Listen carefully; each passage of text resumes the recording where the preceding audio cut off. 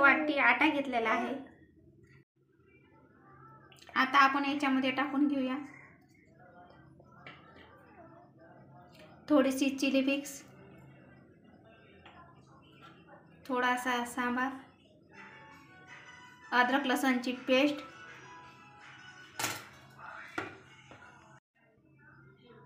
चवीनुसार नमक,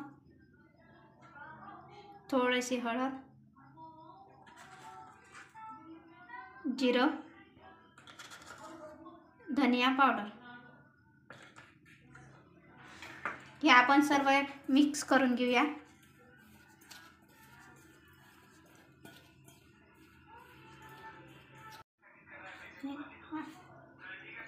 थोडं थोडं पाणी टाकून आपण हे मिक्स करून घेऊया।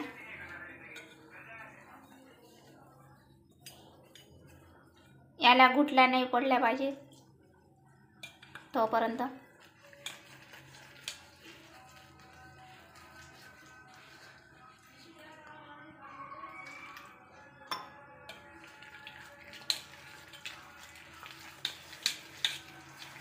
आपल्याला एकदम हे पातळ करून घ्यायचं आहे। बघा आपल्याला अशा प्रकारे भिजून घ्यायचं आहे। आता हे 10 मिनिट रेस्ट करायसाठी ठेवून देऊया आपण। तव्यावर तेल टाकून घेतलं आहे, गरम झालेलं आहे। आता आपण हे टाकून घेऊ।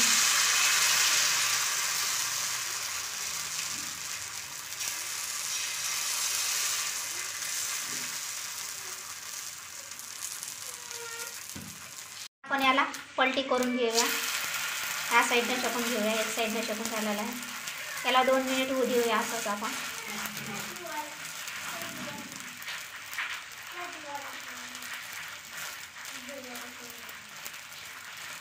2 मिनिटांनी आपण काढून घेऊया।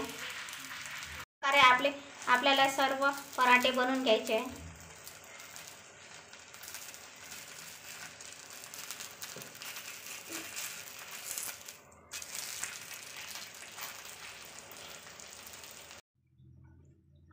तुम्हाला आजची रेसिपी कशी वाटली कमेंट करून नक्की सांगा। आणि व्हिडिओ आवडला असेल तर लाईक करा, सबस्क्राईब करा।